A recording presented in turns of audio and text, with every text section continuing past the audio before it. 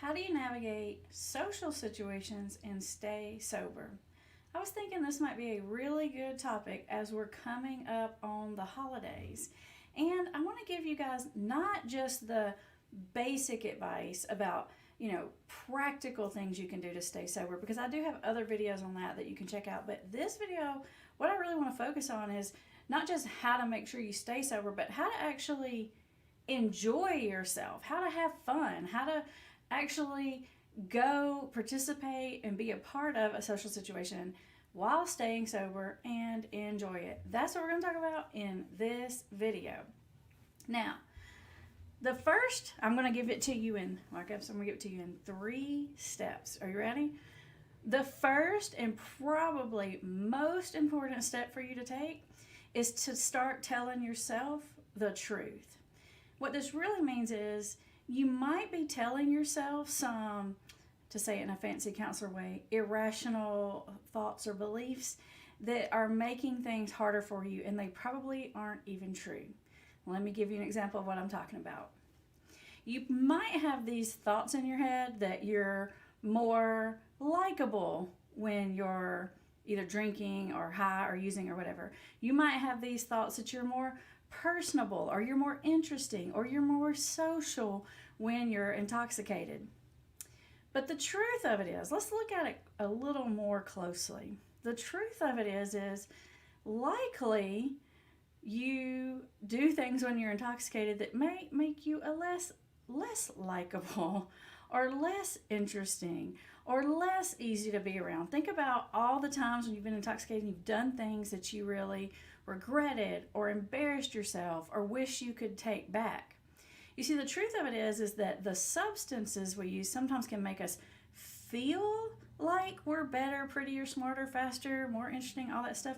But in actuality, it's not usually the case. Think about being around other intoxicated people when you haven't been intoxicated. They're funny and interesting for about 5 minutes, and then, if you're honest, kind of annoying. And so one of the ways that people get in their own way of actually enjoying social events is they get really super self-conscious, and they think that because they're not using, they're going to come across as dull or boring, or everyone's going to think that they're weird. But these are the things that I really want you to examine a little closer and ask yourself, how many of those statements that you're believing are actually true? In reality, a lot of those beliefs that you have probably were things that you started telling yourself when you're in an active addictive state in order to justify your behaviors or your decisions that you're making. And so you just accepted those things in because that made you feel better about what you were doing. But like I said, in reality, a lot of those things you're telling yourself might not even be the actual real truth of the situation. And once you realize that those substances do not make you smarter, faster, stronger, more talented, more creative, you're gonna feel less anxiety about being in those situations.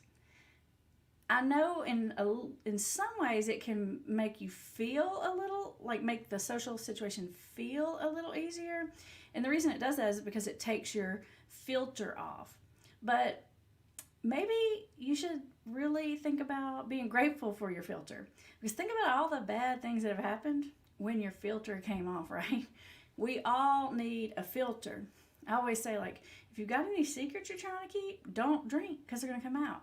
If you've got any bad or negative thoughts you might think about someone that's somewhere and you don't want to say them out loud, don't drink. Because when you do that, your filter comes off, and then you do and say a lot of things that you probably will regret later. So remember this. It does not make you more interesting person to be around for you to be using substances. It probably does the opposite in reality. Now, the other thought that kind of goes along with this one is that people a lot of times worry, a lot of my clients talk about this, that they really worry that other people are going to think that they're weird, or they're just going to feel like left out or not included because they're not drinking or using or participating in whatever everyone else is doing. And the truth of it is people really don't think that. I shouldn't say that. The truth of it is most people don't think that. There are a few people that think that. those people are probably the people that also have a problem with whatever substance it is that people are using. Because it's hard when people have a problem with the substance, it's really hard for them to imagine why someone else would not be using the substance. Or it sometimes makes them feel really awkward about what they're doing. It makes them feel like maybe you're judging them when you know you're not, but it makes them feel critical of themselves, because it's kind of like, I want you to be doing it along with me, it makes me feel better, kind of thing. But that's really about the only kind of circumstance that the other person, where the other person's really going to be thinking negatively of you if you're not using substances. You're going to notice once you go into social situations not using, that more people don't use than you think, right? You're going to become more, it's kind of like if you get a new type of car that you never had before, and then all of a sudden you notice that same new car, everyone has it, you're going to start to be more aware that there are more sober people out there than you might expect. All right, number 2 piece of advice, and this one is the perfect connection to what we were just saying, is tell other people the truth. So number 1 was tell yourself the truth. Number 2 is tell other people the truth about why you're staying sober. Now, I know when you're first newly sober, this feels super intimidating, and we all want to just sort of like avoid the question or tell like a little white lie. And I'm not opposed to that for any moral reasons. And I tell my clients all the time, like, if you don't feel like you can say why you're sober or whatever, and you just want to say, hey, can't drink or do that because I'm driving tonight or because I'm taking a medicine, doesn't mix with, I'm okay with that. But if you really want to enjoy yourself and be more comfortable in these kind of situations, then you really do need to tell the truth, because when you're feeling so weird and you're hiding this secret inside and you're so worried about people asking you and people judging you, that probably is making you come across and as a little more awkward, because you feel more awkward on the inside, so you probably are a little bit more awkward. And if you can be comfortable with the fact that you're sober, other people will be comfortable with the fact that you're sober. And one of the best ways to do this is, number 1, if you're just sort of, I call it like out of the recovery closet in general, then people probably already know that about you and you don't have to have the conversation. So that's your best bet, is just to be pretty open about your sobriety. I'm telling you, it's the best bet, because you don't have to worry about all these awkward conversations. But maybe you're in a situation where you're around people that don't know you that well, so maybe they don't know that you're sober. If people ask, it's okay to say, hey, I'm in recovery. Or, hey, I used to drink a lot, but I don't drink anymore because I did too much back then. Or whatever. Just tell the truth about it. Because when you tell the little white lie, what that really does is it almost like delays or puts the problem off for a minute, but then the problem comes back.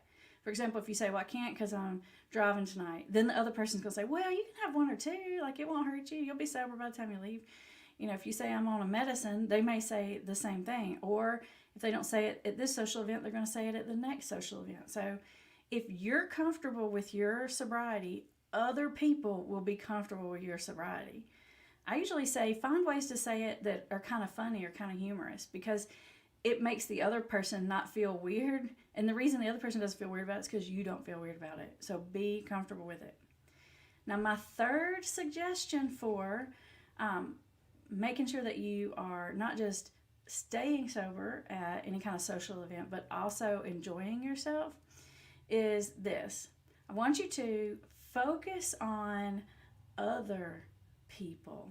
You can do this in 2 ways. You can be sure to offer, like if you're not putting on the social event, maybe someone else is, offer even beforehand to be of assistance. Say, what do you need help with?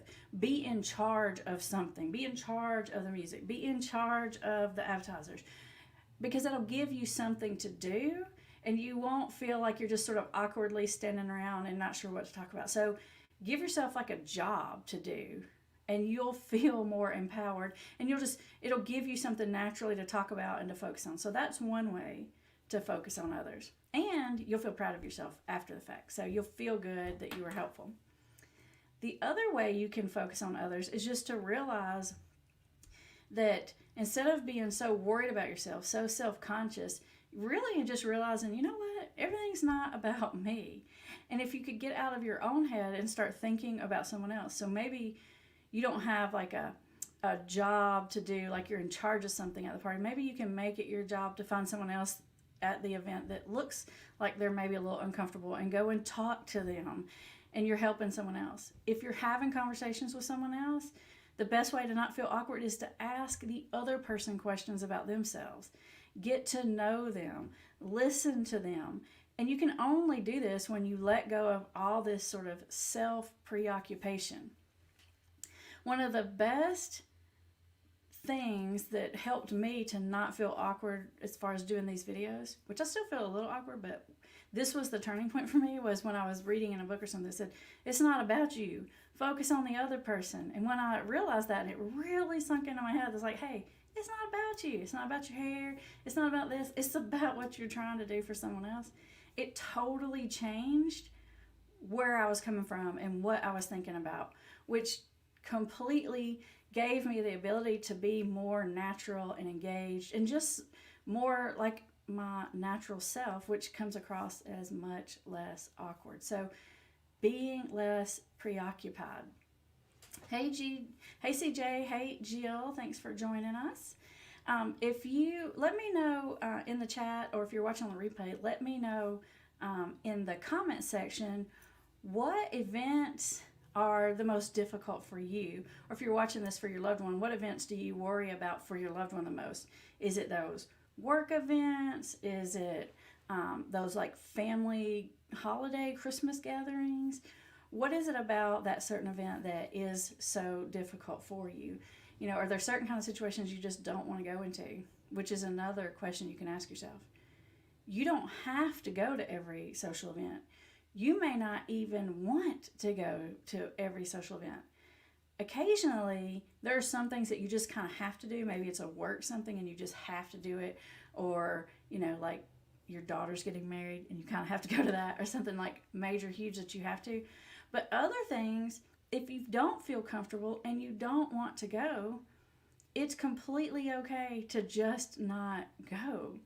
And I know we all have these like, well, I should, or I'm supposed to, or something like that. But if you know that you might get triggered, if you know that you are, especially if you know that you're like in a bad place emotionally recently, like you're really stressed out, or you're really sad about something, or angry about something, those are times when you want to choose, when if at all possible, not to put yourself in those types of high-risk situations. It's like, why make things hard on yourself, right? Why make it harder than it has to be? You don't have to attend. Find a way to graciously bow out. And that's okay to do that. Because if it's an event that's really just about drinking or using or getting high, like that's what the event is about, like the whole thing's about that, that may be an event that you don't want to go to. If it's an event where people may be drinking or using or whatever it is, but there is another focus of the event, that might be a little bit more in the middle ground. And if you want to go to it, those may be a little bit more safer. But we all know that there are some things that are literally only about the substance. A year or two ago, there was this guy in our group that we ran, and I just loved him. He was so funny, but he belonged to some kind of, it wasn't called like the country club where he was at, but it was basically like the version of that in the town where he lived. And he brought into our group one day, he brought like the, I don't know if it's like the monthly like little flyer or newsletter or whatever that says like all the events that are going down. He's like, would y'all look at this? Like literally when you looked at like the like little calendar that had all the events on it, it was like Tuesdays, you know, it was like Margarita Wednesdays, like, you know, Wine Fridays or whatever. Like every event on that calendar was literally about alcohol. Like that was the title of the event. And I was like, wow. And he was like, I know, right? Like the whole thing is literally around the substance. In that kind of situation, you probably don't want to go. You probably won't enjoy yourself. And one of the last practical solutions is, if it is something you really need to go to, you don't have to stay the whole time. You don't have to stay until people get sloppy, drunk, and annoying, or, you know, the partying. You don't have to go that far. I usually say, you know, if you're going to do it, go in, plan to stay a couple of hours, and have an exit strategy. Let's see here. We've got some comments up here. Let's take a look at what we've got going on here. CJ says, in the 80s, I partied. We were the partying crew of 82. I like it. Our class motto: alcohol, weed, pills that were available, Coke, etc. I used to look back at those days as fun, and now I um, haven't. What does that say, CJ? AD-ism? I don't even know what that means, but it's sort of the looking back to, it's that nostalgic look. But when we really examine those situations, a lot of times it's just sort of our culture and society that tells us that that's the only way to have fun. But it's honestly, it's not true. And when we really look at the situations, there's a lot of misery that comes out of that, right? A lot of embarrassment, a lot of bad things, a lot of decisions that you made that you wish you wouldn't have, and stuff like that. But we rarely acknowledge that to ourselves, because in our mind we've already decided that this is fun and this is the only way to have fun. And because we've already made that decision in our head, we don't really look for the truth. It's that tendency we all have to filter for information that fits with what we already think. So I'm asking you to get out of that box and look at it more truthfully. And what you may find is it may not be as fun as you initially were telling yourself. Allie says, all get-togethers with friends always make me nervous for my loved one. Any kind of like friend social gathering. I know, especially like a lot of my clients talk about sporting events, getting together to watch sports on TV, stuff like that can be particularly high risk and difficult. Cherie says, you have really helped me with this new to me thinking. Thank you. Hey, you're welcome. Thanks for joining us on our live. Let's see here. Jill, for me, work events, this is judgment if you choose not to drink. I've never had a problem with alcohol, but I don't care for it. Jill, I don't drink or use any kind of substances either.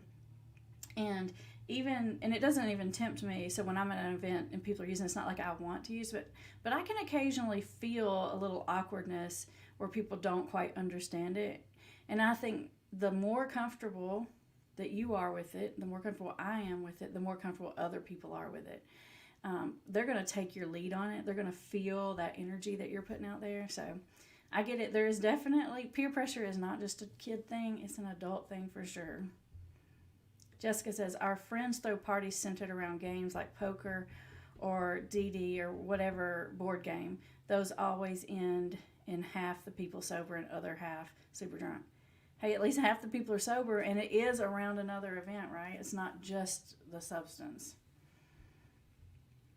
Jill says she tries to be proud about not drinking because I just don't like it. It's crazy how many people will say, me too, once one brave person says it first. I know, you're right. People are going to, if you're open up about it, a lot of people will open up about it and tell you more truthfully how they feel about it too. I'm a food addict, and it's very difficult this time of year. I'm kind of right there with you, Kim. It's definitely more high-risk situations, especially if sugar is your drug of choice. Connie says she doesn't even touch alcohol anymore. Jill says, I found things started getting easier once I hit 40. I just don't care what people think anymore. There you go. Oh, Stephanos is from Greece. Hey, thanks for joining us. TK says, our office party gift exchange has been basically a wine exchange for the past few years. I don't participate. Yeah, perfect. That's a great example, TK. That may just be one that you just aren't even interested in going in. So why put yourself there? Why make yourself feel uncomfortable if you don't have to? I'm with you. Tone says, if you must attend an event that has alcohol or drugs, it's best to go with someone who has good recovery in their life. Stay as long as you need and then leave. I'm with you. That is a great piece of advice, Tone. Take someone with you. That's one of those practical pieces of advice. Take someone with you that knows what's going on with you, that also plans to not drink or use, and that will sort of have your back if you need it. If you need to escape early, if you need someone to run interference, you've got someone there for you. Terry says, I've been sober for over 2 years, and I love going to parties and being sober. I can actually have intelligent conversations, and I can be me. Don't close them out anymore. Used to be the last one. I love it, Terry. Pam says, I'm glad I caught you live. Hey, thank you, Pam. Thanks for jumping in here and catching us. Let's see. It's our last one. Jill says, Oh, on the topic of fun, I'm a morning person, so I always say I have X, Y, and Z to do tomorrow. I don't want to be slowed down by alcohol. That's another really great suggestion is you can always say have to get up early if you're not comfortable, like I said, saying you don't want to tell your whole story or whatever. Maybe it's a work event. Having something to do will not only keep you motivated to not go off the deep end, but also give you kind of an excuse or a reason to either not partake and or to leave early if that's what you choose to want to do. Thank you so much for everyone who joined us live. We are on here live every Thursday at 1, and I try to sneak in another video or two for you as bonus on the weekend, so make sure that you're subscribed with that bell icon pushed so you can get those bonus videos if you want them. And up next for you, what goes right along with this is all of my other relapse prevention techniques for you. I'm going to put the link to it right into the description. I'm going to put it right into the chat for you.